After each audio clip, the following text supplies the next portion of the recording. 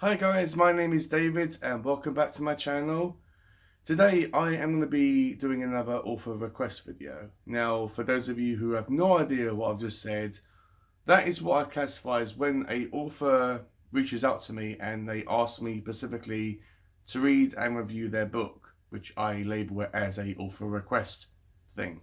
An individual called Madam Crystal Butterfly, who for this video I will be referring to as Crystal, she reached out to me and wanted me to read her book, or was wondering if I was interested in doing so. I knew that she had several books. I think she has 3 out right now. And I told her, yeah, sure, I wouldn't mind reading a book. Which one would you want me to read and start with? And she mentioned the Curse of the Frog Prince, or Curse of the Frog Prince, which is part 1. This is split up into 2 different books. And first, let's just have a look at the cover. The cover looks like something that is based around a children's book, or its core audience is children. But I have to give you a warning here, guys, that do not let this cover deceive you. This does go into a lot of dark areas. So as my understanding about what Crystal says about who should actually read this, she says that 18s and above should read this because it does have loads of sex scenes. It does mention swearing. It mentions bodily parts and sexual assault and murder. And yeah, it does go into a lot of dark areas, and some of these characters are very, very unlikable as well. So she also says that parents should probably read this first and judge whether their kids should read this or not. But this definitely isn't a children's book. But when I started this book, I went into it completely blind.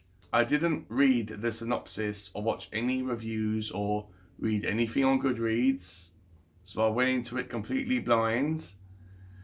I only knew that it was a fantasy book and what I could tell by the cover. And I must say, even though this wasn't anything groundbreaking or mind-blowing, and it's probably not going to be in my favourite books of 2023, which is okay, it might get an honourable mention, but despite all that, this was an incredible, fun book to read. It was a pleasure to read.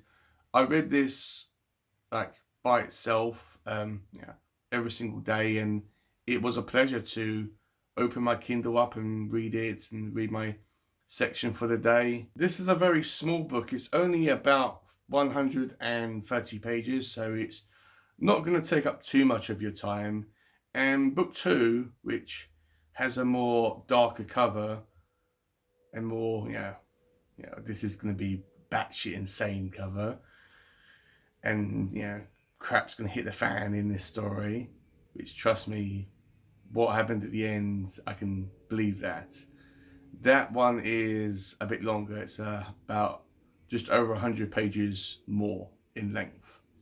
So before I get into this video, guys, and tell you what the story is all about, let's just go straight over to Crystal now, where she'll be telling you a little bit about herself and a little bit about this book as well. Hello, lovely viewers. I am author Madam Crystal Butterfly, and I am the author of 3 fantasy stories: Curse of the Frog Prince, Part 1 and 2, which are part of my Butterfly Tales series. Now, I'll tell you more about these frogs and the Butterfly Tales in just a moment. I want to take a second real quick to tell you about my other story, Violet Evergreen in the Seeds of Rebellion. Now, this story follows a young witch named Violet, who, when she was still small, her parents were murdered by cruel killers, and she was forced into the custody of some very mean guardians. Now, in their world, there's a form of extended custody that these people were able to get over her so that they keep custody of her till she is 25 years old. Yes, that is messed up. And poor Violet, growing up through the majority of her life, suffered a lot under the care of these two meanies. So she decided to embark on her own journey to not only get her own freedom so that she can live her life according to her own rules, but to also discover the truth of what really happened to her parents. Will she succeed or will she fail? Well, you're just going to have to read to discover the truth. Back to the Butterfly Tales. So my first two entries to this series is my Curse of the Frog books. And in Curse of the Frog Prince Parts 1 and 2, you get to meet Princess Akinyi. And boy, oh boy, is she really she's just in a bad spot right now, people. I can't even joke. Her kingdom got taken over by some wicked king who she has to marry, even though he killed her father. She still got to marry this guy, otherwise he will brutalize her people. She wants to find back, but her armies are basically crippled. She doesn't really have a means to even do anything to the evil king. One day when she is at her lowest and she's holding her family heirloom, which is this golden ball, she loses it. And as she chases after it, she bumps into this talking frog who says, "Hey, I noticed your heirloom is somewhere you can't get to it. I can get it for you. I can also help you with that tyrant problem you're dealing with for a price." Should the princess accept this frog's deal? Or should she get the hell out of there? Because, people, that's a talking frog. Frogs don't talk. Well, you're going to have to read to see which decision she makes regarding the frog. And as for the rest of the Butterfly Tales, I am going to have a lot of new entries coming to this series with different twists on a lot of beloved classics. So just check out this series. You will be pleasantly surprised, especially as the new entries come in. So how did I come up with the Butterfly Tales? You did not ask, and I'm going to tell you anyway. Well, it's simple. I was working on Violet Evergreen and another story, Bloody Crown, which I am still working on, when I decided to go to a author's event, because during that time I was still new to the author game. So I didn't know anything about marketing and finding a lot of things I would need to get my book completed, because it's more than just writing the story. There are a lot of other steps. So while I was at this author's event, they were like, "Hey, when you write your bigger books, you also want to think about writing a series of smaller books, because that way you can get more books out." And during that moment, I thought, I am not doing that. I've already got these two. I already got 2 books that I am working on. They are taking a lot of time and a lot of energy. I don't have room for another book. And when I was leaving the event, I did get a lot of useful advice, but the one thing I was still hell-bent on in the moment was not writing another book. I'm not picking up another series. Then when I got to my car, like a brick to the face, the entire idea for the Butterfly Tales popped into my head, and I realized then and there I had to write these books, because my muse will not allow me to not write these books. And that is when the Butterfly Tales were born, and there are going to be a lot more interesting alternative fairy tales jumping into this series fairly soon. Alright, lovely viewers, it's time to sit back, relax, and enjoy the rest of this review. Thank you, Crystal. And if you want to contact this wonderful author, I'll have a bunch of her contact information down below in the comments. And she's also a booktuber, I believe. I haven't watched her channel. I haven't had a chance to. Probably check it out sometime today. But I will have all the information linked down below, so please check her out. And she is more than willing to send you a free copy of this book or any one of her books for a honest review.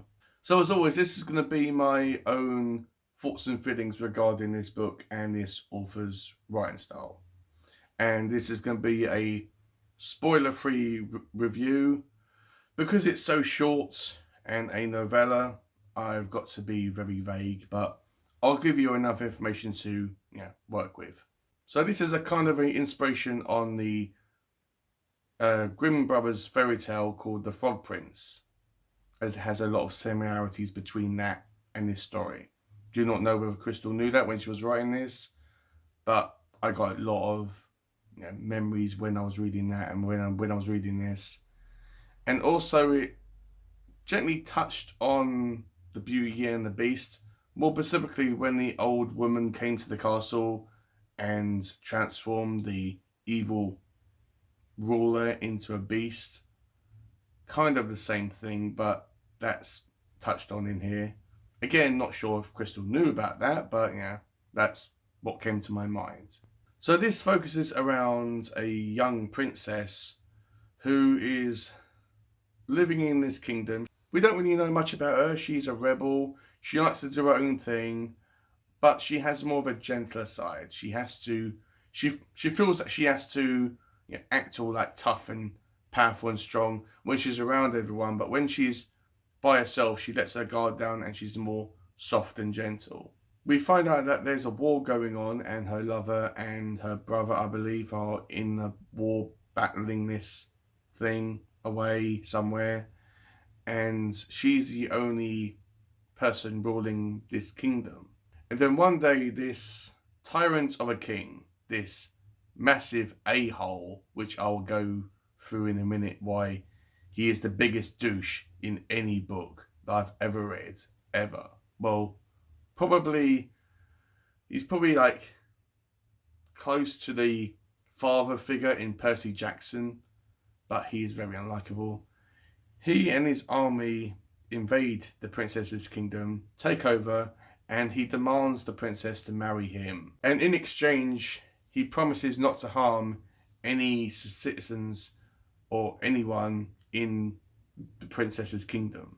We also find out that this king is also responsible for killing the princess's father and betraying him. So this king and the king's army or king's guard or whatever are very, very unlikable.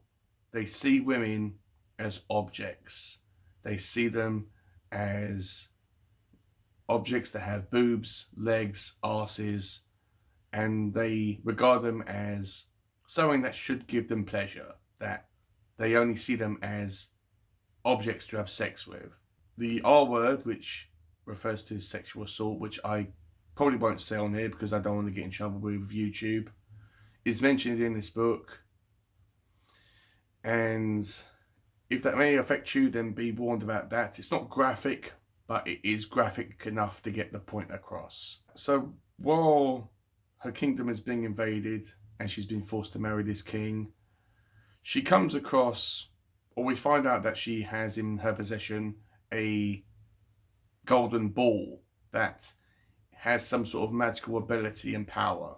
It is important to the story. I won't say exactly how, but the king is after this object so he can rule with an iron fist. If he gets this artifact, then nothing can stand in his way. Loads of people will die, loads of kingdoms will crumble, and all hell will break loose. And this golden ball isn't just an ordinary object. It kind of is alive. It has all this writing that appears on it, kind of like the writing on the Ring of Power in Lord of the Rings.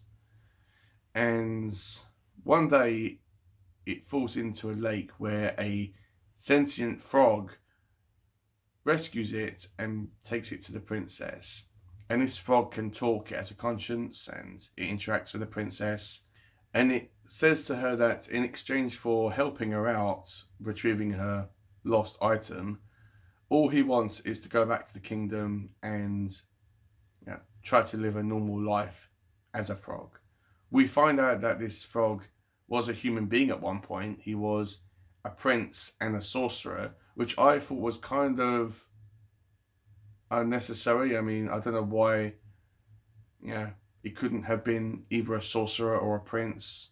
I don't know why Crystal did both. I think it's because she felt maybe it was necessary to add some sort of magical element with this creature, because this frog does have magical abilities and powers. It isn't listed in a detailed way about exactly what this frog's magical powers are, but it does have magical abilities. We find out about the frog's past also, which is interesting. And the frog tells the prince that he can have the ability and he can take the king's life and all of his army, but he warns her that he doesn't take killing people lightly, which, fair enough, he has morals, I suppose. But he says that if he does this for the princess, then there will be consequences. He doesn't say exactly what, but he says that there will be a price to pay. So the princess has to really decide whether she wants to agree to the frog's terms and kill the king and his king's guard and his army, or whether she wants to go forward with the marriage and try to defeat him on her own terms. Some characters do die in this, which was very shocking. There was one that I was really attached to and I really liked, probably more than the main character, and it was very sad when that character died. So what I would recommend, guys, is if you go into this book and if you read it, which if you are a fantasy fan, then I would recommend that you do so, please do not look at the cover and judge it by that. This is more than what it appears to be. I was thinking about, is this YA fantasy? Is this adult fantasy? But Crystal says that it's both. It's one that both teenagers and adults can read, but teenagers with caution. And coming from someone that likes grimdark, there is elements where grimdark is in this. It's included because it's a very dark, unfair, vicious world, and the characters are basically a bunch of dicks as well, which helps. So I would really, really love it if Crystal fully dived into the whole grimdark, subgenre of fantasy. And this was a very good book to read. If I was to describe it, I would describe it as Black Panther meets the Frog Prince from the Grimm Brothers. That's what I would describe it as. You can get this obviously in paperback. You can get it on Kindle, but if you do have Kindle Unlimited, then you can get it for free. So what did I think about it? I actually, as I said, I thought it was a lot of fun. Even though it wasn't really my thing, it did drag a bit in some parts. And I cannot wait to read part 2 just to see what happens. But would I ever read anything from Crystal ever again outside of this Curse of the Frog Prince book duology that she's got? I think that I would. She's a very interesting writer. And I think that I would be more interested in seeing what else she has to bring to the table. So when it comes to what I'm going to rate this, I was going to rate this at 2.5 stars, a middle of the road average score. But I'm going to rate this a 3 stars, primarily because of the ending. It does have a twist at the end. I'm not sure whether I saw it coming or whether I was surprised by it. I think it was kind of a mixture of the two. And as I said, I really enjoyed this book. I was reading it every single day and I had a lot of fun doing so. So I'm going to rate it at 3 stars. So guys, that is my review. Hopefully you've enjoyed it. Let me know if you are interested in reading this book series. Have you read it? Are you interested in reading it now? And hopefully I've at least piqued your interest and picking this series up and this book up. It's probably not going to blow your minds, but it's a very fun book, and at the end of the day, that's what books should be. And also, this book reminded me a lot about why it's important to read books from different people, from different cultures and different racial backgrounds, is because it gives you a glimpse into their culture and their way of life and their perspective on life. It just gives you a little bit of extra, detail and meat on the bone that you can escape into this whole culture and world that you aren't really used to. So yeah, that's my video for this, guys. Hopefully it hasn't gone on for too long. And as I said, I will have a bunch of information for Crystal down below in the description, so please do not hesitate to reach out to her. She's a very, very nice and sweet person. Yes, she is very quirky, but she's a very nice person. I really, really like Crystal. But to be honest with you guys, I will definitely go on to book 2 relatively soon. Not sure when, but definitely sometime this year. I cannot wait to read it because I know it's going to get a lot darker and grittier. And yeah, I just want to find out what happens to these characters, or the ones that are alive anyway. So guys, that's been my video for this book. And yeah, I'll see you in my next one.